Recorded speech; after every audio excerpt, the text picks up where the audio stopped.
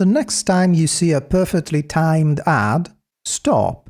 It is not because you are a 29-year-old living in Singapore. It is because an algorithm knows you are feeling insecure, lonely, and slightly impulsive at 11:45 p.m. Demographics are a lie we tell ourselves to feel in control.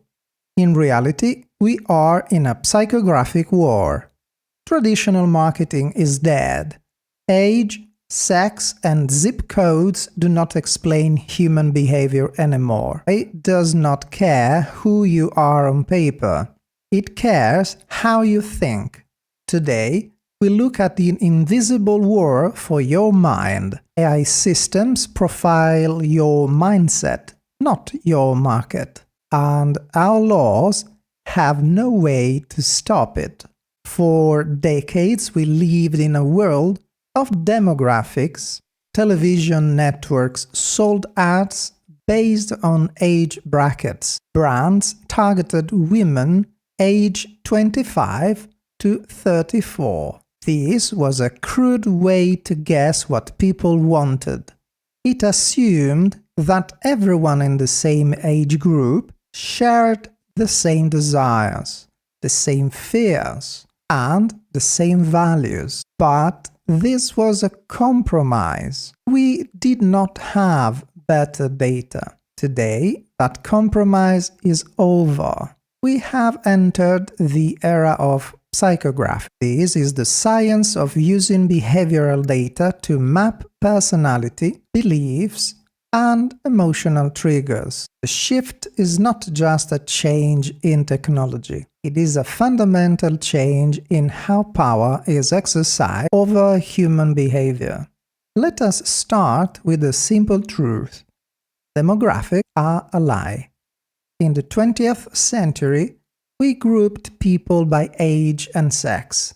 It was the only data we had. But humans are not spreadsheets. You cannot understand a person's inner world by looking at their year of birth. In 2013, a researcher named Michael Kosinski proved this at Cambridge University. He conducted a landmark study on Facebook likes. He wanted to see if digital traces could reveal personality. The results shocked the scientific community. By analyzing just 70 Facebook likes, his algorithm could predict a user's personality traits better than their closest friends. With 150 likes, it knew them better than their parents, and with 300 likes, it beat a spouse. The algorithm didn't look at demographics, it did not care about sex, income, or location. Instead, it mapped the mind. It used the Big Five personality model. It predicted sensitive attributes with incredible accuracy. It classified ethnicity with 95% accuracy. It predicted political views with 85% accuracy. It predicted sexual orientation with 88% accuracy, and it predicted religion affiliation with 82% accuracy. You might be wondering, how does this academic research apply to your smartphone? Let's look at the numbers. Think about the profound difference here. A traditional TV advertisement targets a broad, static group, like say suburban mothers. It treats them as a single block. But a modern platform like TikTok does not care about categories. Its feed adapts to your mood in real time. The TikTok algorithm does not ask for your age. Instead, it reads your micro-behavior. It tracks your attention down to the millisecond. It notes your scroll speed. It measures how long you linger on a video.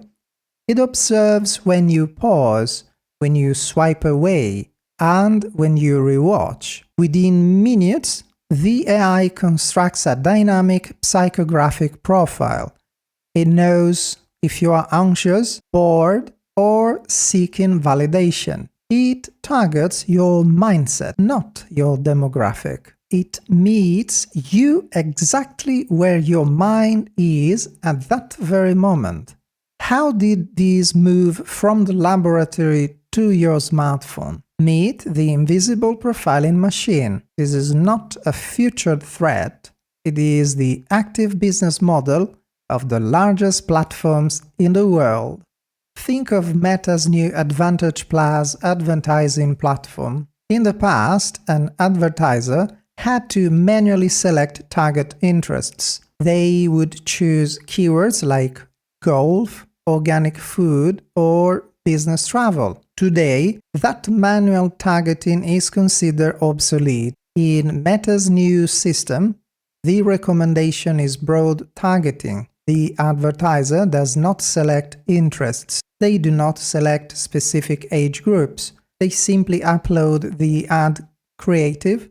The AI does the rest. Meta uses a system called Andromeda. Andromeda processes thousands of signals per impression.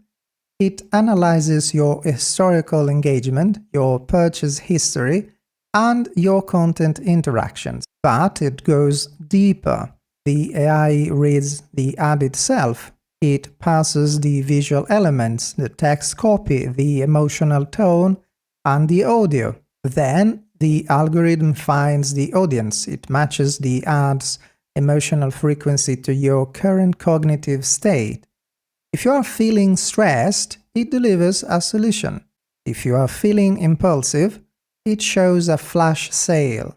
The creative content is the target. The AI finds the mind that matches the message. Shoshana Zuboff calls this process the extraction of behavioral surplus. Platforms do not just collect data to make their services work. They capture extra digital traces. Your typing speed, your hover time, your daily routines. This behavioral surplus is aggregated.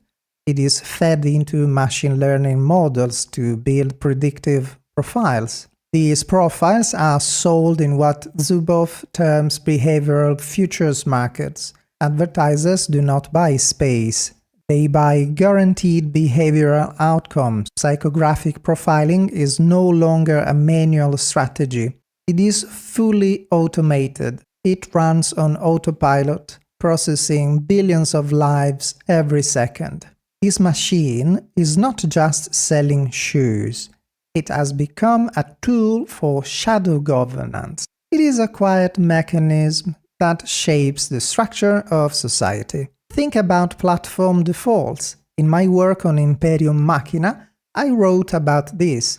The title was "You Never Cast the Most Important Vote." We believe we make free choices online. We click buttons, accept terms, and follow links. But choice architecture is engineered. Platforms' default do not merely reflect our preferences, they manufacture them. The design of the interface pre-decides the outcome. Now that we are halfway through, let us look at the real danger. We saw a dark demonstration of this in 2016. Cambridge Analytica harvested data from millions of Facebook users. They used personality quizzes to scrape profiles of users and their friends. They built detailed models using the Big Five Ocean framework. Then they launched hyper-targeted political campaigns. There is a significant counter-argument here. Many critics and academic studies, including articles in the Harvard Business Review, argue that Cambridge Analytica's effectiveness was overhyped. They say the company overstated its ability to persuade voters. They point out that changing a person's core belief is incredibly difficult, and they are correct. True persuasion is rare. But this criticism misses the real danger. You do not need to persuade people to control them. You simply need to set the defaults of their behavior. Cambridge Analytica did not try to convert, say, Democrats into Republicans. Instead, They targeted vulnerable voters with messages designed to trigger fear and anxiety. They use psychographic profiling to induce learned helplessness. They manufacture apathy to suppress voter turnout. They altered the defaults of the election. This is psychographic war. The platform's choice architecture is the weapon, and defaults are the ammunition. So, where are the regulators? This brings us to the ultimate governance blind spot. Our legal frameworks are built for a physical world that no longer exists. Our laws protect demographic categories. They ban discrimination based on race, sex, religion, and age. Our privacy laws, like the GDPR in Europe, focus on data ownership and consent. They ask, did you consent to share your email? But these laws have no mechanism to protect the human mind from algorithmic inference. Professor Sandra Wachter at Oxford has written extensively about this. They call these the rise of algorithmic groups. Algorithms do not care about traditional demographic categories. They do not group you by race or income. Instead, they group you by dynamic, inferred behaviors. For example, they might group you as people who make impulsive purchases when feeling lonely at night, or voters who are easily discouraged by negative news. Well, we are almost there, so let us ask the hard question. You do not know you are in this group. There is no box to check. Yet, you are treated differently based on these classifications. Wachter points out that traditional anti-discrimination law is completely blind to this. It cannot protect you because the group itself is invisible, fluid, and defined by a black box. She calls this the theory of artificial immutability. The European Union is attempting to address this. The EU AI Act classifies AI systems that perform profiling as high risk under Annex 3. This triggers strict documentation, transparency, and human oversight. Enforcement is set for August 2, 2026. But this creates a massive implementation crisis. How do you regulate a black box? How do you enforce transparency when the profiling is done by signal-based systems like Meta's Andromeda? The governance infra has no mechanism to regulate what it cannot even categorize. We are trying to govern 21st century psychographics with 20th century bureaucracy. So where does that leave us?